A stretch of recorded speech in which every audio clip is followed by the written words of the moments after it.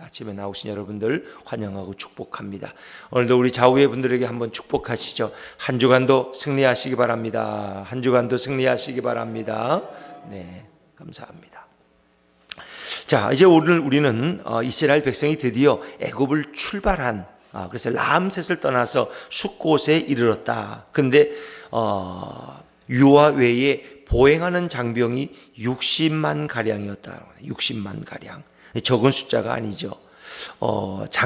남자 장정만, 전쟁에 나갈 수 있는 남자 장정만 60만이면 장정이라는 건 되게 그 나이면 결혼했을 나이에요. 그러니까 아내들까지 합치면 120만. 근데 예전에는 보통 한 집에 아이들이 몇 명쯤 있었어요? 요즘은 보통 한 집에 아이가 없는 집도 있고 있으면 한 명 내지 두 명, 많아야 세 명. 그러나 예전에 제가 어릴 때는 보통 기본적으로 3, 4명, 많으면 5명, 7명. 저희 집안은 7남매였는데 제가 살던 그 평창 그 연만리라고 하는 시골에도 대부분 자녀들 보면 보통 6남매, 7남매. 많은 집들은 10남매까지. 여러분, 그러면 꼭 한 명, 두 명이 아니라고 생각해 보세요. 그러니까 부부가 합치면 120만 명. 한 집에 아이가 2명씩만 있어도 몇 명이에요? 200만이 넘는 숫자. 5명이었다면 아이들이 그 숫자는 300~400만에 이르렀을 것이다.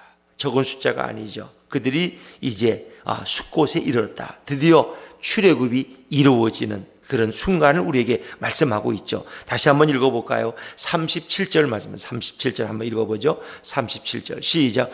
이스라엘 자손이 라암셋을 떠나서 숫곳에 이르니 유아 외에 보행하는 장정이 60만 가량이요. 60만.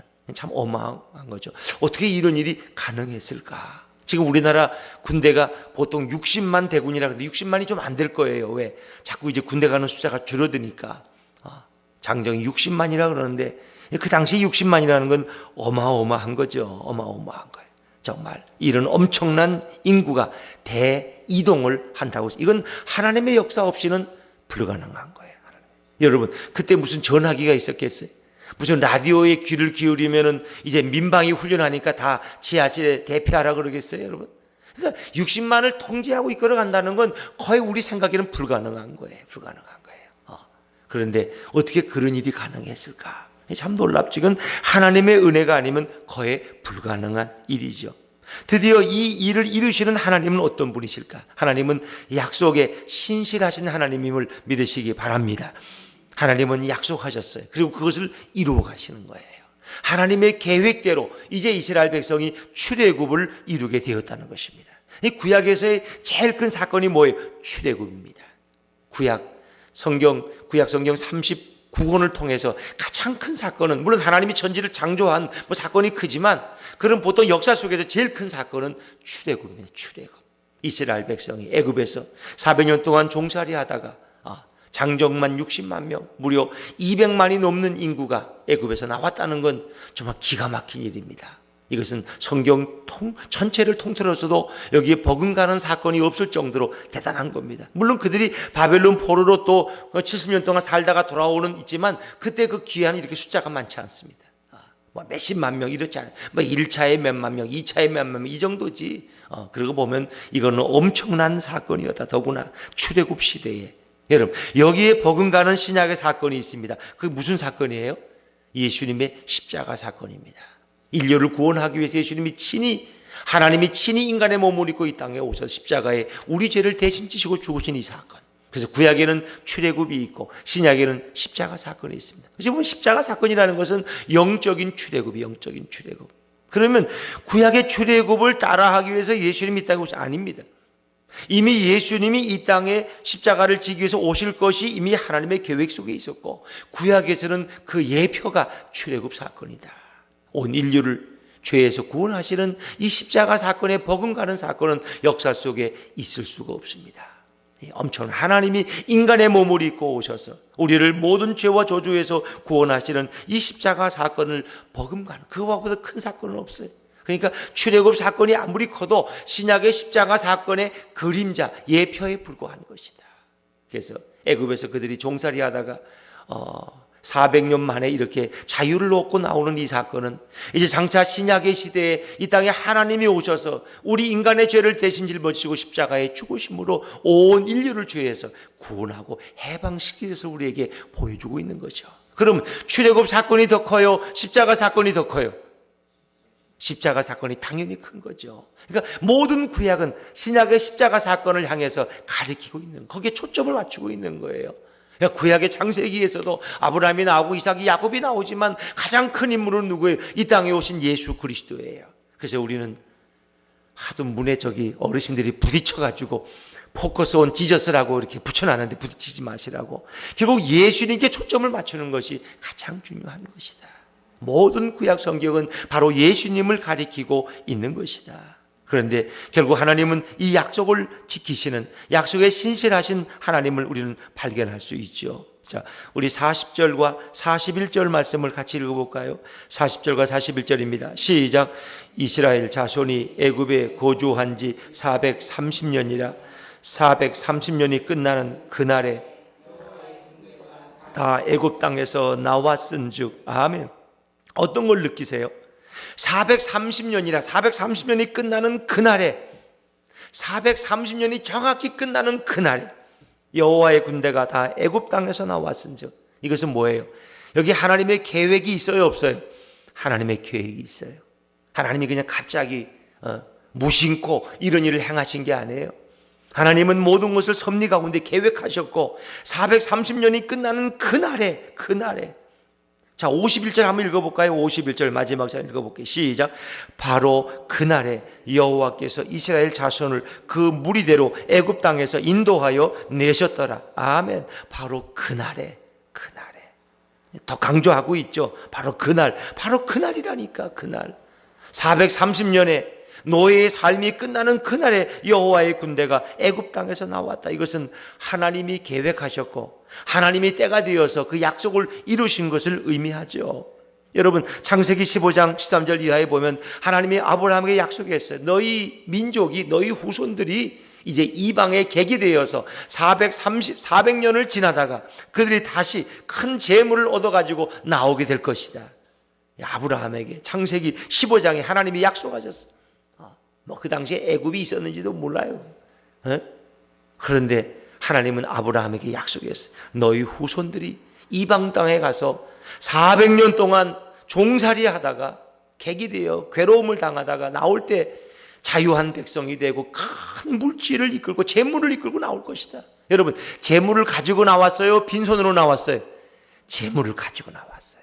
그래서 이스라엘 사람들은 애굽인들에게 필요한 은금을 요구했고 당당히 요구했고 그 모든 것을 받아서 жил머지고 그들은 출애굽할 수 있었다는 거죠. 아브라함에게 약속하신 그 약속이 드디어 출애굽에 와서 이루어지잖아요. 430년이 되었을 때 바로 그날에 여러분, 오늘도 하나님은 약속하셨고 하나님은 그 약속을 이루시는 분인 것을 믿으시기를 바랍니다. 출애굽도 하나님의 계획이었어요. 십자가 사건도 하나님의 계획이었어요. 여러분, 우연히 일어난 일이 아니에요. 하나님의 섭리와 계획 안에서 모든 구원의 역사가 진행되어 왔다는 것입니다. 그렇다면 저와 여러분의 삶도 하나님의 섭리 안에, 하나님의 주권 하에 있는 줄로 믿습니다. 그냥 우연히 되는 건 없어요. 내가 오늘 나오다 보니까 우연히 예수품교회로 나왔네. 우연히 아니에요. 여러분들이 이렇게 예수품교회에 와서 이 교회 가족이 되고 함께 신앙생활을 하는 것은 하나님이 계획하신 일이다. 모든 것이 신앙 안에는 우연이라는 건 있을 수 없어요. 요셉이 우연히 형들에게 미움을 받아가지고 애굽에 종으로 팔려가서 보디발의 집에 들어갔더라. 이건 우연히 된 게 아니에요. 하나님이 다 계획하신 거예요. 하나님이 계획하셨고. 그래서 보면은 가끔 미움 당할 때도 있는 거 아니에요, 여러분? 미움 당할 때. 왜? 만약에 형들이 요셉을 너무너무 사랑했다면 그냥 배다른 동생이지만 아껴주고 이뻐하고 그냥 용돈도 주고 이렇게 그냥 친절하게 데리고 다녔다면 요셉을 팔을 수 있겠어요? 안 팔죠. 요셉을 팔 수가 없죠. 그러면 어떻게 이스라엘 백성이 애굽에서 나올 수 있겠어요? 그런데 하나님 어찌 보면 형들이 또 요셉을 미워할 수밖에 없어요. 왜? 아버지 야곱이 너무 편애하니까. 형들은 말이야 난 별로 그냥 냉정하고 요셉에게만 그렇게 친절하니까. 이런 과정 속에 하나님의 허락하심, 하나님의 계획이 있었다는 거예요, 여러분. 참 놀랍죠? 그렇기 때문에 요셉을 팔아버렸고 너무 미워서 죽이고 싶었지만 차마 죽이지는 못해서 이놈 없어져라, 에이 저주받을 놈, 저놈 안 보면 내가 소화가 되겠다, 팔아버렸어. 너무 미워서 형들이. 그런데 그 형들이 미워서 팔아버린 그것을 통해서 하나님은 당신의 구원의 역사를 계획하고 계신 줄로 믿습니다.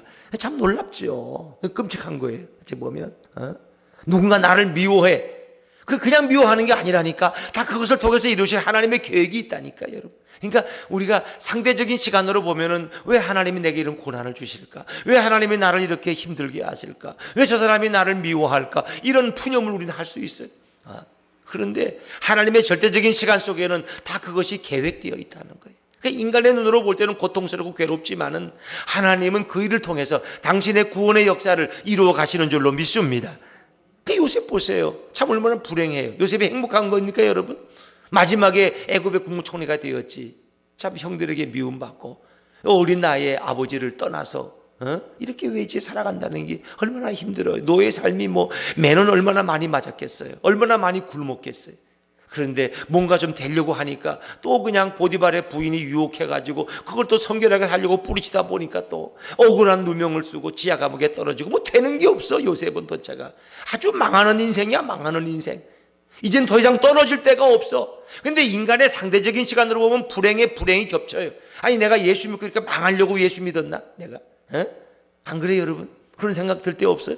그런데 하나님은 절대적인 시간에서는 하나님은 놀라운 일을 계획하고 있었다는 거예요. 심지어 그 떡 맡은 관원장, 술 맡은 관원장까지 요셉을 배신했어. 나가면 나 억울하니까 꼭 이거 바로에게 나 좀 집에 돌아가게. 난 죄가 없다고. 나는 억울하다고. 나는 보디발의 부인을 강간한 적도 없다고. 억울하다고. 아무리 얘기하면 뭐예요? 술 맡은 관원장은 다 잊어버렸는데 기억도 못해 그냥. 그럼 누가 잊어버리게 했을까? 하나님이 기억을 잊어버리게 하신 거예요. 그러다가 바로가 꿈을 꾸게 하시고 꿈 얘기를 하는데 아무도 꿈을 풀 자가 없으니까 그때 술관원장이 그때 그 꿈 잘 저 해석하던 그 히브리 소년이 있었지 생각이 나는 거예요. 누가 생각나게 하신 거예요? 하나님이 생각나게 하신 거예요. 가장 적절한 때 요셉은 바로 앞에 서게 되고 하루아침에 국무총리가 된다는 걸 여러분 상상해 보세요. 그러니까 인간의 시간으로 보면은 모든 것은 불행해 보일 수가 있어요. 그런데 하나님의 절대 시간으로 보면은 그것은 하나님의 계획과 섭리 안에서 진행되어졌다. 이스라엘 백성이 애굽에 가서 처음에는 좋았지만 나중엔 노예가 되고 이런 삶 속에서도 하나님의 계획이 진행되고 있었다는 것입니다. 약속에 신실하신 그 하나님을 찬양하시기를 주의 이름으로 축원합니다. 뭔가 우리 한 사람 한 사람을 향한 하나님의 계획이 있음을 우리는 믿어야 할 것입니다. 믿어야 할 것입니다. 여러분, 그리스도인들이라고 다 환영받고 모두가 다 나를 좋아하고 우리가 하는 일마다 다 잘 되고 난 로또 복권 사도 난 하나도 빗나가는 게 없어. 무조건 다 10,000원짜리도 나는 돼. 그런 크리스찬은 없어요.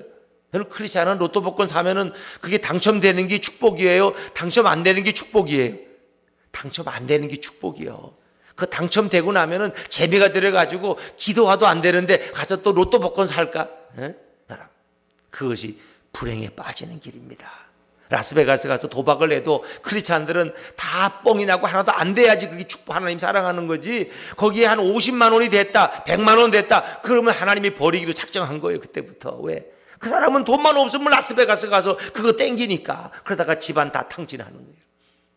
그러니까 안 되는 게 우리는 그게 축복이고 하나님의 은혜다 하는 것입니다. 하나님은 약속에 신실하신 하나님.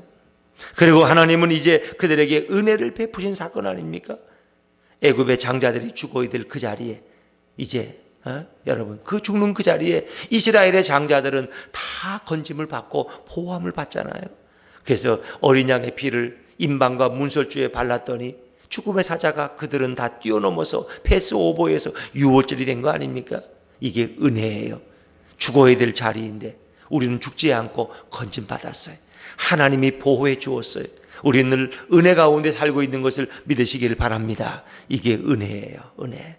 내 죄로 생각하면 난 도저히 하나님의 자녀가 될 수 없는 사람인데, 내 죄로 생각하면 난 도저히 구원받을 수 없는 사람인데 우리 예수님께서 내 대신 십자가에 죽으심으로 내 죄가 용서받고 내가 하나님을 찬양하는 자리에 서게 되는 것이 얼마나 귀한 은혜인가. 에베소 2장 10절에 보니까 너희가 그 은혜를 인하여 믿음으로 말미암아 구원을 얻었나니 이것이 너희에서 난 것이 아니요 하나님의 선물이라. 내가 은혜로 구원받은 것은 이건 내 공로가 아니라 하나님이 거저 주신 선물, 그것이 바로 은혜 아닙니까? 그래서 우리는 유월절을 지킬 때마다 이스라엘 백성들은 우리가 죽어야 될 자리에 하나님은 우리를 건지셨지 은혜를 기억하는 거예요. 우리는 매날 성찬식을 행할 때마다 내가 죽어야 될 자리에 예수님이 대신 죽으시고 그 피를 흘리셔서 내가 이렇게 오늘 건진 받았지. 우리는 늘 예배 때마다 성찬을 행하면서 그 은혜를 기억하는 거예요. 오늘도 여러분 은혜 가운데 살아가시고 은혜를 기억하시고 주님의 은혜를 찬양하시기를 주 이름으로 축원합니다. 우린 은혜를 잊으면 안 돼. 자녀가 부모의 은혜를 잊으면 망나니가 되고 부르자가 되듯이 성도가 예수 그리스도의 구속의 은혜를 잃어버리면 그건 아무 쓸데없는 소금 같은 성도가 돼버리고 마는 것입니다. 우리 늘 그것을 기억하며 살아가야 되는 거예요. 자, 그런가 하면은 하나님은 어떻게 하신 분이? 말씀에 응답하시는 하나님이신데 성취하시는 하나님이죠. 자, 우리 46절 말씀 한번 읽어볼까요? 46절 말씀, 46절 같이 읽습니다. 시작. 한 집에서 먹되 그 고기를 조금도 집 밖으로 내지 말고. 아멘. 누구의 뼈를 꺾지 말라는 거예요?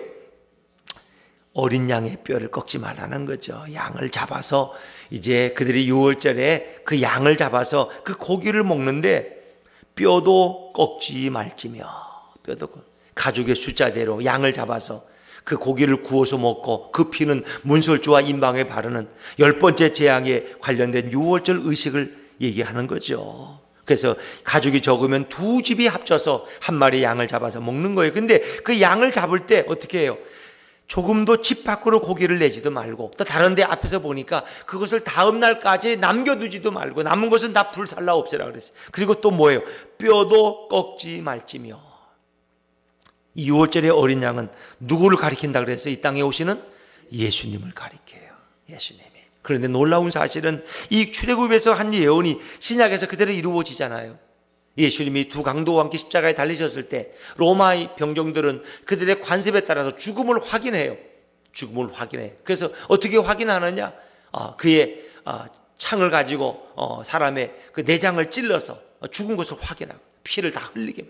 또 한 가지는 다리를 꺾어서 죽음을 확인해요. 죽음을. 그런데 양쪽의 두 강도는 다리를 꺾었어요.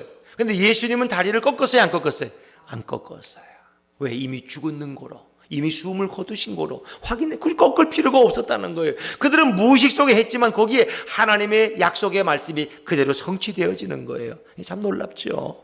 요한복음 19장 36절에 보니까 이 일이 일어난 것은 그 뼈가 하나도 꺾이지 아니하리라 한 성경을 응하게 하려 함이라. 두 강도는 다리를 꺾었는데 중앙에 계신 예수님만은 다리를 꺾지 않았다. 이미 그것을 출애굽기에서 예고하고 있고 신약에 그대로 이루어진 거예요. 또 시편 34편 20절에 보니까 그 모든 뼈를 보호하시어 그 중에 하나도 꺾이지 아니했고, 우리 주님의 뼈를 하나님이 보호하셨다는 거예요. 보호하셨다는 거예요. 참 놀랍죠. 구약은 예언하고 있고 신약은 이루어지고 성취되는 거예요. 그래서 성경의 모든 말씀은 다 짝이 있는 말씀이에요. 예언이 있고 성취가 있는 거예요. 약속이 있고 그것이 이름이 있는 거예요. 그래서 오늘도 이 출애굽 사건을 통해서 이미 예수님이 이 땅에 행하실 일들을 성경은 우리에게 미리 보여주고 있는 것입니다. 참 놀라우신 하나님, 어떻게 이런 것을 계획하셨고 그대로 이루실 수 있을까? 자, 마지막 우리는 이제 군대 되게 하신 하나님을 또 생각해 볼 수 있죠. 41절에 보니까 430년이 끝나는 그날에 여호와의 군대가 다 애굽 땅에서 나왔은즉. 여호와의 군대. 여러분, 왜 이것을 군대라고 표현했을까? 그러니까 워낙 인구가 많으니까 큰 떼를 이루은 거죠. 적어도 200만이 넘는 숫자라면 그것은 군대와 같았을 것이다. 그래서 성경에 보니까 그들이 나올 때 항오를 벌이고 줄을 서고 열을 맞추고, 왜? 그렇게 안 하면 관리가 안 되니까. 마치 군대가 행진할 때 어떻게 합니까? 그들이 떼를 이루고 항오를 맞추는 것처럼 그들은 큰 군대를 이루어서 출애굽을 하게 되었다. 하필이면 왜 많은 용어 가운데 그들을 여호와의 군대라고 표현했을까? 저와 여러분은 예수 그리스도의 군사된 줄로 믿으시길 바랍니다. 오늘도 우리는 영적 전투를, 군대라는 건 뭐예요? 전쟁에 필요한 사람들이 군대예요. 전쟁이 없으면 군대가 필요 없어요, 여러분. 전쟁이. 그래서 경찰력으로도 충분해요. 치안을 지키면 되니까. 그러나 우리가 서로 대적하는 나라가 있기 때문에 우리나라 국방을 지키기 위해서 군대가 필요한 거예요. 전쟁을 위해 준비된 사람들이 바로 이 군대예요. 그 우리는 뭐예요? 오늘도 마귀와의 영적 전투를 위해서 하나님의 군대가 필요한 거예요. 우리는 군대예요. 그래서 우리는 다른 말로 예수님의 제자라고 말하지만 우리는 군대예요. 왜? 이제 예수님이 이 땅에 재림하심으로 마지막 모든 것이 완성될 때까지 우리는 여호와의 군대로서 이 땅에 살아가야 돼요. 모든 사악한 세력의 공격을 막고 방비하고 그리고 이 땅에서 복음을 전하는 하나님의 군대가 바로 우리가 되어야 할 줄로 믿습니다, 여러분. 그래서 구세군들은 뭐예요? 지금도 군대 그 의식을 가지고 있잖아요. 그래서 그들이 이 냄비 성탄절 되면 이렇게 연말에 이렇게 불우이웃 돋는 이 냄비를 하면서 그들은 다 모자를 쓰고 군복을 입고 그렇죠? 그리고 계급장을 달고 말해요. 왜? 우리는 하나님의 군대라는 거예요. 오늘 이 땅의 그리스도인들은 그냥 주일 되면 오기 싫은 걸 억지로 왔다가 또 가버리고 일주일 동안은 자기 마음대로 살다가 주일 되면 또 회개하는 마음으로 와서 헌금 좀 하고 이러면 그래도 천국 가겠지 하는 이런 지리멸렬한 사람들이 아니라 우리는 여호와의 영적 군대가 되어서 이 땅에서 복음을 힘있게 증거하고 하나님의 나라를 확장시켜 나가는 그리고 모든 마귀와의 싸움에서 승리하는 여호와의 이름으로 예수 그리스도의 이름으로 우리의 대장 되신 예수님의 깃발 아래 서서 오늘도 이 모든 영적 전투를 승리로 싸워가는 하나님의 군대가 되어야 할 줄로 믿습니다. 우리는 군대입니다, 여러분. 우리 이 땅에 살아가지만 우리는 가정에서 생활을 하지만 우리는 하나님의 영적 군사라는 이 자의식을 가지고 오늘은 깨어 기도하며 오늘도 하나님의 나라를 이루는 일에 우리가 헌신해야 될 것입니다. 이 한 주간도 하나님의 군대로 살아가는 저와 여러분 되시기를 주 이름으로 축원합니다. 기도하겠습니다.